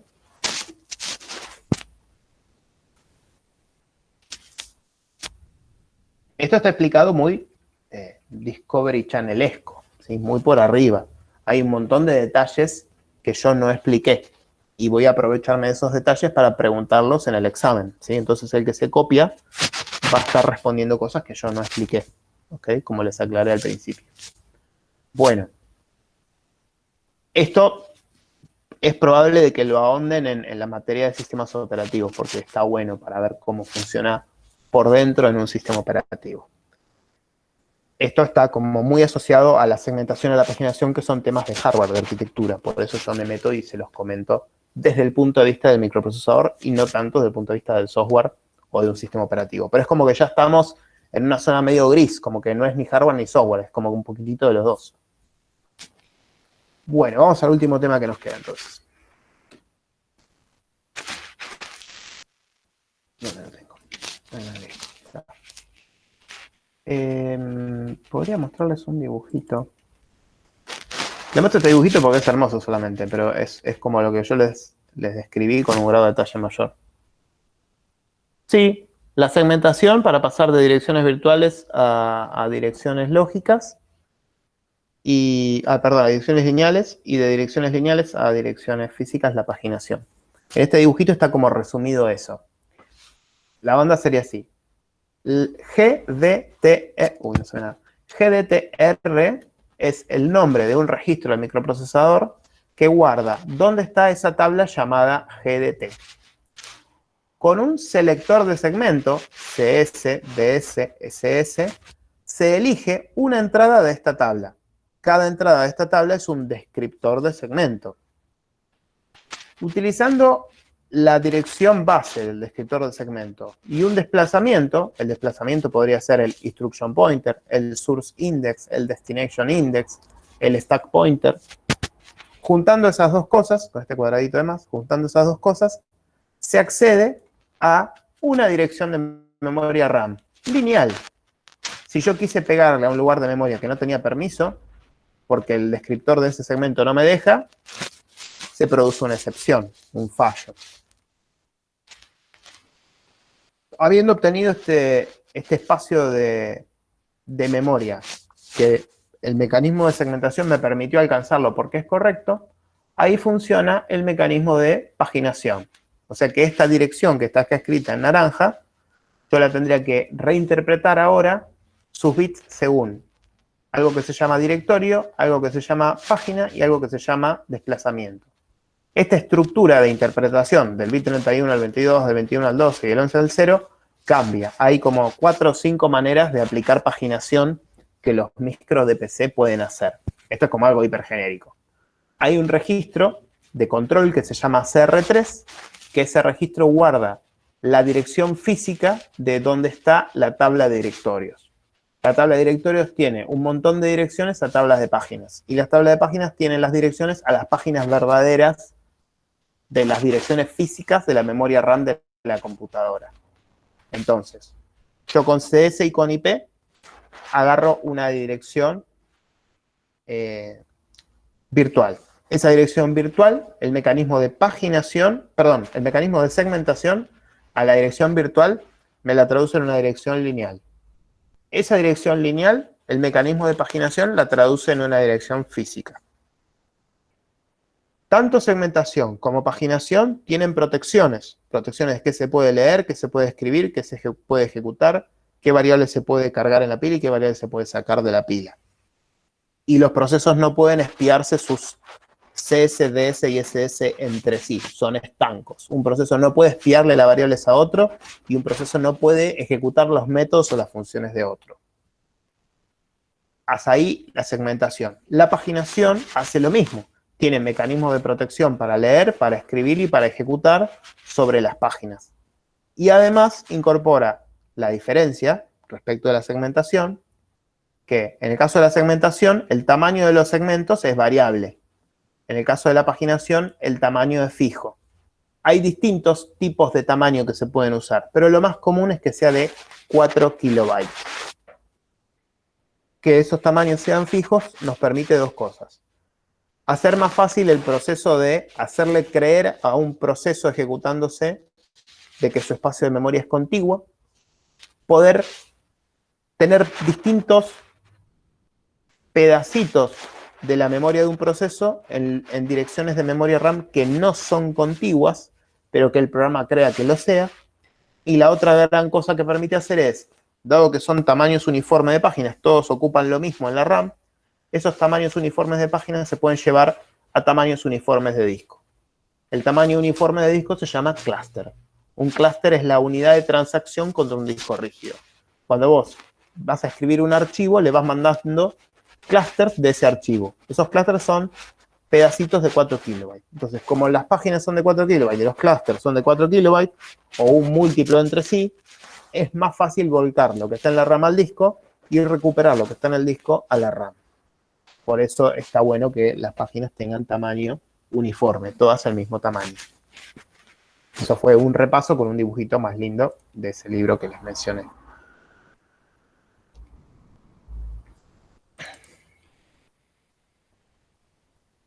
¿Dónde empezamos? ¿Por la tablita? No. A ver.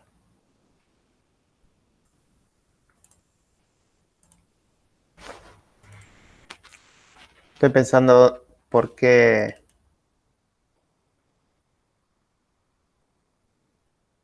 Sí, vamos a empezar por acá. ¿Se acuerdan hace una clase y media atrás, más o menos, en la mitad, vimos sobre el video, la lista de videos que yo llamé cómo funciona el microprocesador? En uno de esos videos explicaba cuál era el registro de estados de un microprocesador. El registro de estados en los micros de PC se lo llama flags. eFlags en 32 bits y RFlags en 64. Acá lo que están viendo es el registro eFlags y sus bits que representan, ¿sí? Los que tienen un coso fijo, digamos, una utilidad fija.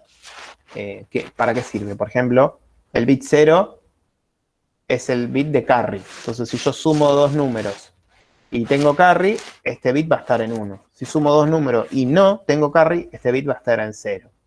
Esto representa el estado del microprocesador.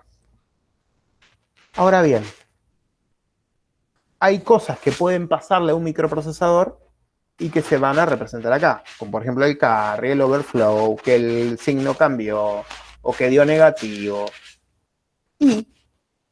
Y que ocurrió una interrupción o que ocurrió una trap. ¿Qué es una interrupción o qué es una trap? Bueno, la idea es la siguiente.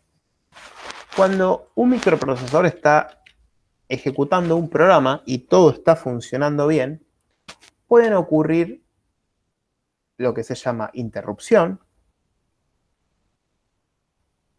Si ocurre una interrupción, esta interrupción se debe a un dispositivo de hardware. Por ejemplo, vos tocaste una tecla en el teclado. Eso genera interrupción. El controlador de programa de interrupciones le pone en el bus de datos el número de la IRQ1, que es la que corresponde con el teclado. El sistema operativo se fija cuál es el driver de la IRQ1, lo ejecuta. Ese driver agarra de un buffer de la memoria RAM la tecla que vos tipeaste, la traduce para el idioma del teclado que vos tenés en tu sistema operativo y te aparece una tecla en la pantalla. Eso es una interrupción por hardware. Otro tipo de evento impredecible, entre comillas, que puede ocurrir mientras un programa corre, son los que se conocen como excepciones. Las excepciones serían un paralelo a las interrupciones, pero por cosas producidas por el software, mayoritariamente.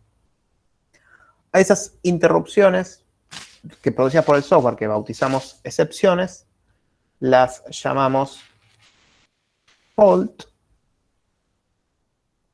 trap y abort. Así que hay 3 nombrecitos distintos para hacer referencia a que se rompe el funcionamiento de un programa que el micro ejecuta. Se rompe significa que hay que darle atención a una cosa que acaba de ocurrir ahora. Esas 3 tipos de cosas se llaman fault, trap y abort. el microprocesador las trata como si fueran interrupciones. Da lo mismo si es una interrupción de hardware o es una excepción. Rompe con su ejecución y va a ir a atender el manejador de esa cosa que apareció. Si tocaste una tecla, va a ser el driver del teclado. Si se produce un fallo de página, un page fault, entonces va a ir a la rutina de atención a la page fault.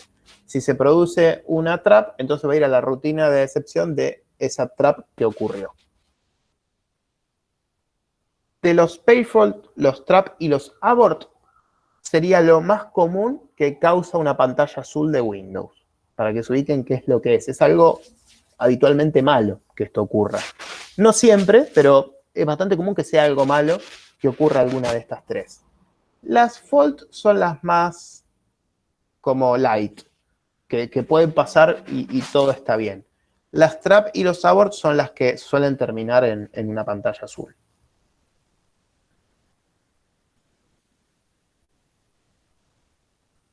Les voy a entonces mostrar ahora de la tablita. No, esto es un fold de alineación. Esta tablita. Entonces, esta es una tablita de... No, perdón, estoy mal, Intel.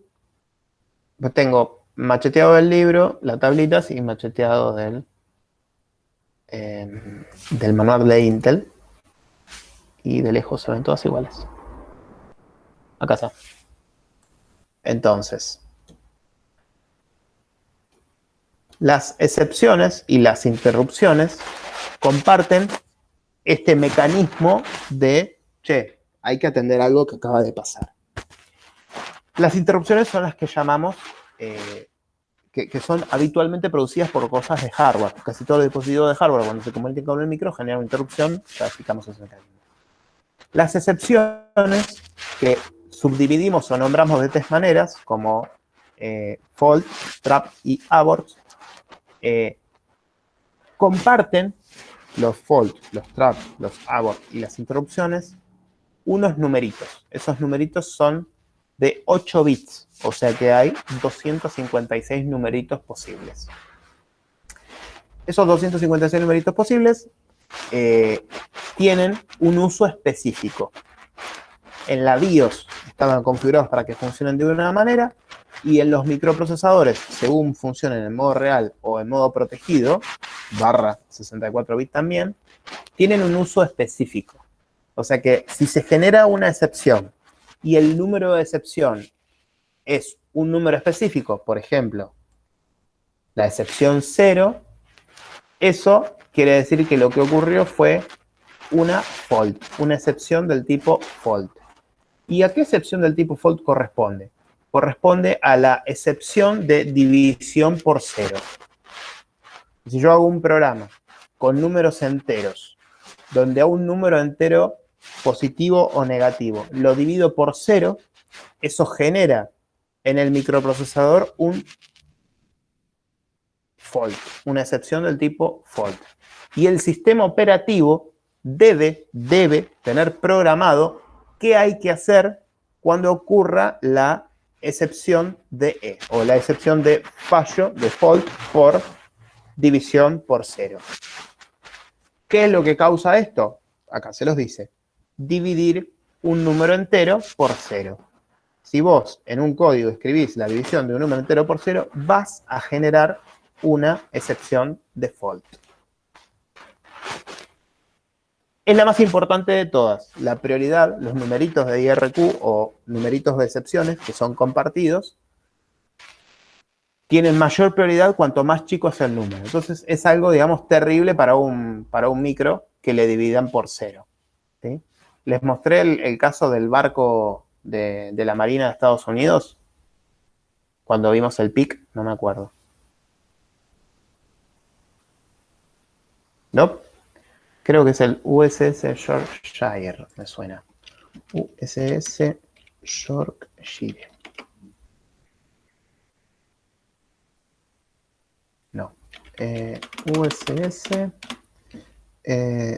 divide by C. Yorktown. Ahí va. El USS Yorktown es un barquito, o fue un barquito, que estando creo que en aguas internacionales, espérenme que lo estoy buscando.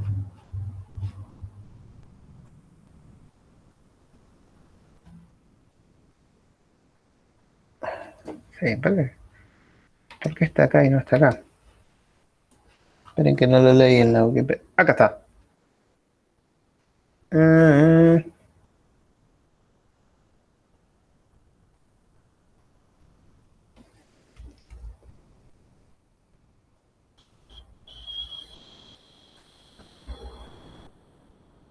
No encuentro la parte que lo dice.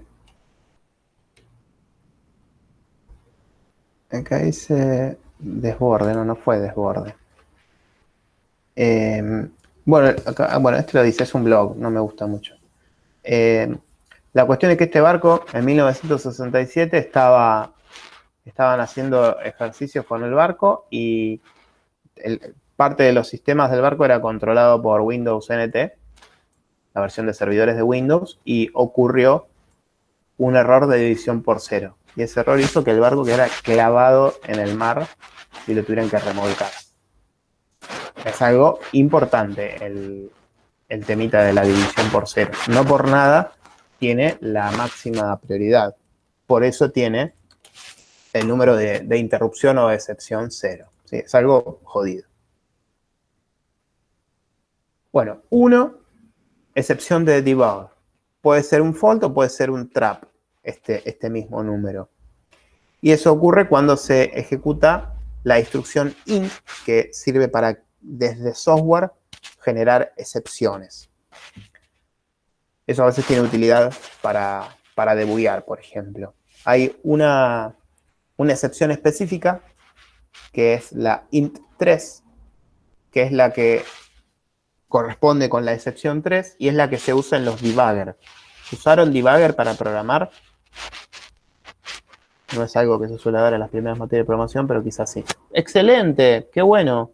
Bueno, el debug, ¿vieron que pueden poner breakpoints? Que hacen doble clic y les aparece tipo un chinche rojo, un circulito en el programa. Sí, puntos de control. Bien, perfecto. Esos puntos de control, el debugger lo incorpora en el binario del programa que va a ejecutar. Entonces, cuando se está ejecutando el programa, si ustedes pusieron un breakpoint en esa línea, el compilador agrega la interrupción 3 y cuando se esté ejecutando y se genera esta excepción, no continúa ejecutando el programa, va al manejador de la excepción de breakpoint. Y el manejador de la excepción de breakpoint que agregó, en este caso el Visual Studio Code, lo que hace es detener la ejecución del programa y les permite espiar el valor de las variables, si es un debugger de alto nivel, o el valor de los registros del micro, que es un debugger de bajo nivel. Qué bueno que hayan visto debugger. Yo nunca los vi en la primera materia de programación. Me parece muy bien hecho. Overflow, se pasó la variable, ¿sí? Le di más, y se pasó. O sumamos dos números y no entró el resultado. Los ejercicios que les hice hacer yo en complemento a 2, bueno, eso genera también una excepción del tipo trap. Y así se dividen en fault, trap y abort. Les voy a mostrar la continuación de esta tablita.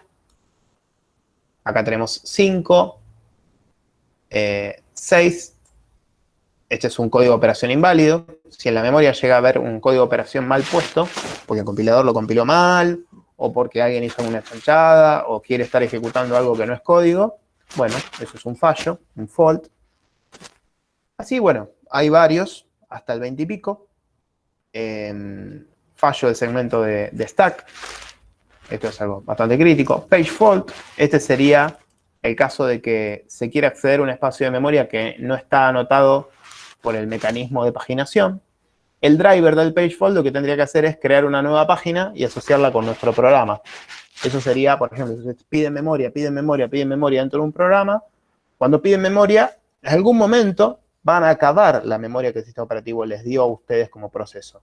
Y si vuelven a pedir memoria, el sistema operativo tendría que decir, quiere usar más memoria. Entonces le creo una nueva página, la asocio en la tabla de páginas. Esa tabla de páginas debería estar asociada en un directorio de páginas. Si no, tengo que crear un directorio de páginas. Entonces, a partir de ahí, tu programa ya puede usar esa nueva página que le acaba de asignar. Eso es lo que debería ser el handler o el driver de un page fault en el sistema operativo. Así, bueno, cada uno tiene el suyo. No importa esto saber los números de memoria, sino saber cuáles son las cosas que lo pueden generar. Fíjense que no les estoy explicando todas, así que en el examen voy a tomar algunas de las que no estoy explicando para que algún boludo la copie de internet, ¿sí? Hasta la 20 y pico. Cuando llegamos a la 20 y pico, reservado. De la 20 a la 31 no se pueden utilizar. Y de la 32 en adelante la podemos usar para lo que nosotros querramos. Tanto para un dispositivo de hardware como para una interrupción por software. Entonces, por ejemplo, en el caso del sistema operativo Linux, la interrupción por software 80 es la que está asociada a las llamadas del sistema. Entonces, cuando uno desde un software quiere crear una carpeta, el mkdir, que sería el programa en la consola que usamos para crear una carpeta, o el clic derecho nueva carpeta, lo que hace es, por software, generar la interrupción 80 y previo a eso cargar registros del microprocesador, el RAX habitualmente, con un número específico, que es el que dice quiero que crees una carpeta, y otro registro con los bytes que son el nombre de la carpeta, o una dirección de memoria RAM donde esté el string, que es el nombre de la carpeta a crear. Y el manejador de la interrupción 80 del sistema operativo lo que hace es leer esos valores del registro del micro y dice, ese chabón quiere crear una carpeta.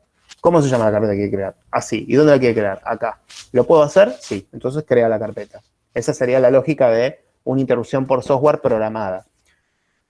Los sistemas operativos tienen todas sus funciones, sus syscall, se llaman, llamadas al sistema, syscall, las tienen funcionando de esta manera. En el caso de Linux, uno interrumpe a la interrupción por software 80 y ese es el manejador de la syscall. El manejador de la syscall revisa los registros del micro y se fija qué es lo que vos le pediste que haga. Y si lo puede hacer, te lo hace, y si no, te retará, te dice que no puede o generará una pantalla azul si no está contemplado eso, que es lo que a veces pasa en Windows. Ahora que más o menos les mostré qué son cada una de estas cosas, quiero mostrarles un machete. Acá está el machete. ¿Qué es cada una de estas cosas? ¿Qué es un fault? ¿Qué es un trap? ¿Y qué es un abort? Generalmente, si ocurre un abort, uno está al horno. O sea, sería habitual de que termine en pantalla azul un abort. Si es un fault o es un trap, sería habitual zafar. La diferencia entre los fault y los trap respecto de los abort, es decir, por qué se parece más un fault o un trap entre sí respecto a un abort, es lo siguiente. Cuando se produce una excepción o una interrupción, el microprocesador tiene que volver luego de atender la interrupción o la excepción. ¿Se acuerdan de la clase pasada cuando vimos call y ret? Ustedes como programadores pueden saltar una función, ejecutar una subrutina y volver. Bueno, cuando ocurre una interrupción del hardware, el microprocesador salta a atender la interrupción, que sería el driver, y vuelve. Ese ir y volver lo hace solito, porque tiene un manejador, o sea, tiene una lógica interna para manejar las interrupciones por hardware que ocurren. Con las excepciones pasa también. ¿Y cómo funciona esto? Bueno, el microprocesador cuando se produce una interrupción tiene que guardar el valor del CS, el instruction pointer y el registro de estados antes de ir a atender esa interrupción que ocurrió. Eso sería como lo común. Ahora, ¿qué pasa? En un fault y en un trap se guarda a dónde tiene que volver. En el abort, no. Generalmente en el abort no se puede saber qué era lo que estaba haciendo el microprocesador y no se puede retornar a lo que el microprocesador estaba haciendo cuando el abort se produjo. Los fault y los trap suelen tener información sobre qué fue lo que lo generó y además la posibilidad de retornar a hacer lo que estaba haciendo antes del fault o del trap. En el caso del fault, o la diferencia entre fault y trap, sería que en el caso del fault, es como que, como la palabra lo dice, ¿no? Es como que es un fallo. Y en el caso del fallo, si falló y yo te digo qué es lo que falló, vos en el manejador del fault lo podés corregir. El caso del page fault, vos querés acceder a una memoria que no es tuya, entonces el sistema operativo crea una nueva página, una nueva entrada en la tabla de páginas, una nueva entrada en el directorio de páginas y le asocia al mapa de memoria de tu proceso. Entonces ahora vos podés usar más RAM que la que querías usar, que la que tenías antes. ¿Por qué? Porque quisiste usar más, no tenías más y el sistema operativo te dio más. ¿Cómo te da más? Con el page fault, el manejador de fallos de página. O sea que después de asignarte esa memoria, el manejador del page fault vuelve al programa que generó ese page fault por querer usar más memoria. Y el programa sigue continuando y está todo bien, ¿sí?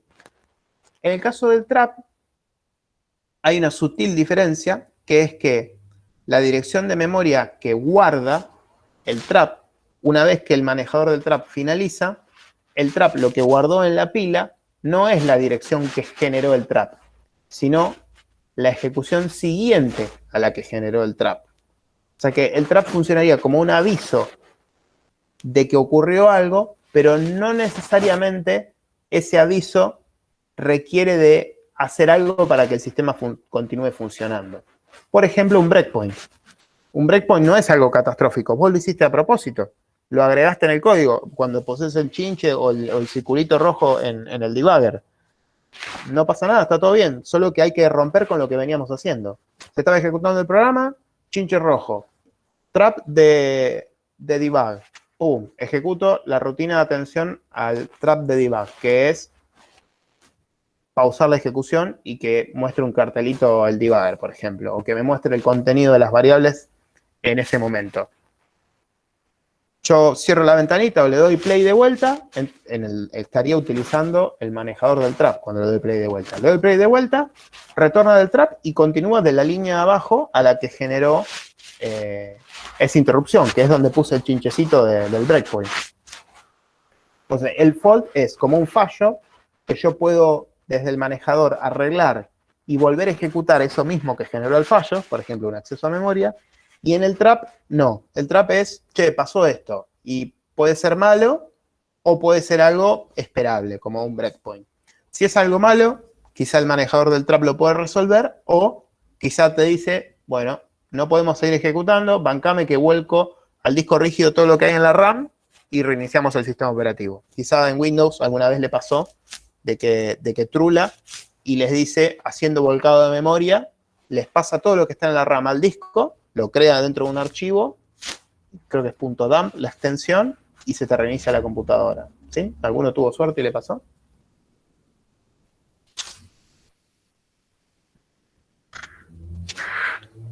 ¿No? Bueno.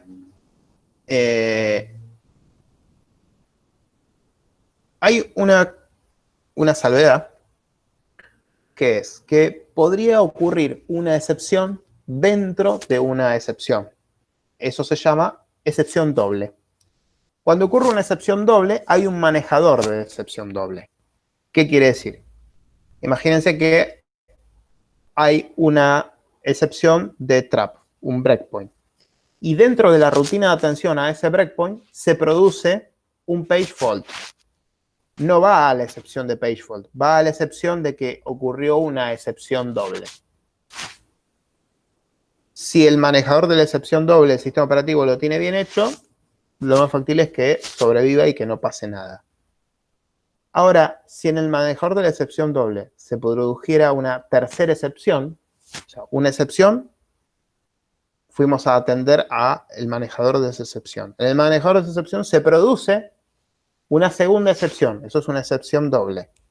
Y mientras estamos en la segunda excepción, en el manejador de la segunda excepción que ocurrió, en el de la excepción doble, se produjera una tercera excepción, ahí los microcontroladores de PC están hechos para que se reinicie.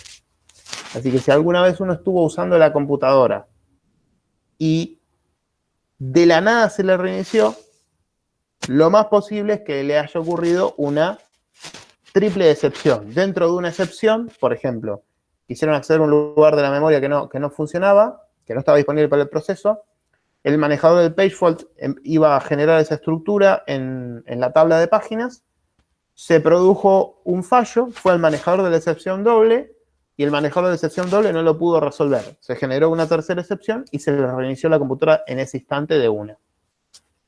Ese es más propio de los fallos de hardware, habitualmente, que un fallo de software. Y en ese caso no le podemos echar la culpa al sistema operativo del todo, ¿ok?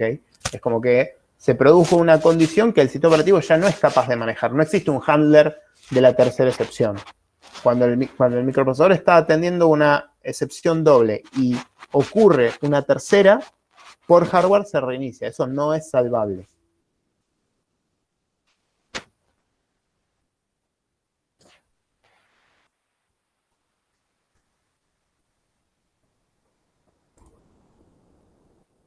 Bueno, creo que con esto...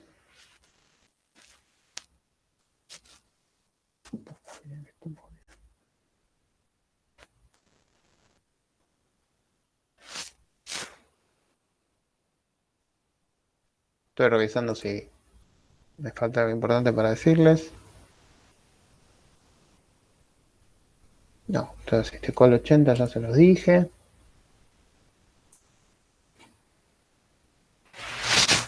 Las introducciones se los conté también. Sí, estamos todos.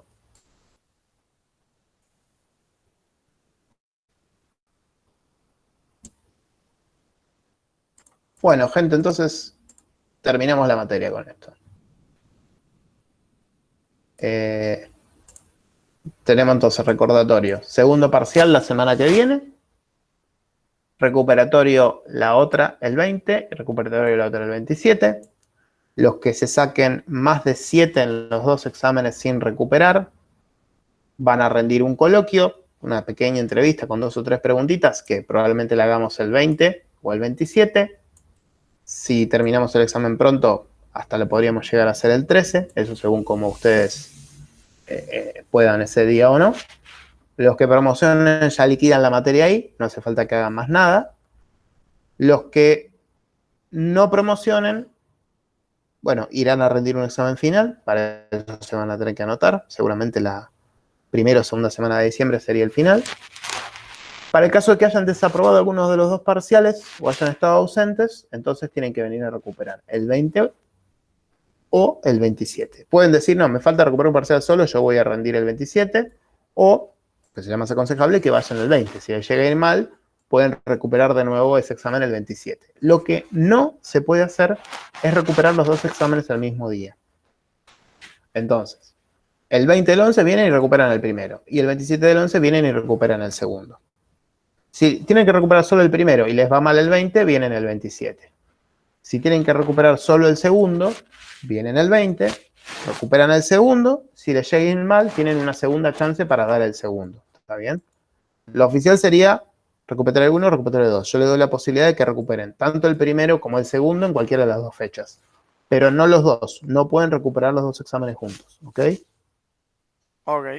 O sea que en el 20 del 11 y el 27 del 11 puedes recuperar el 1 en cualquiera de las dos fechas y el 2 en cualquiera de las dos fechas. En cualquiera de las dos fechas, exactamente. Si le va mal en el 1 en la primera fecha, pueden hacer en el 2 y eso. Exactamente. Ok, perfecto. Buenísimo, profe. Bueno, chicos, dejo de grabar.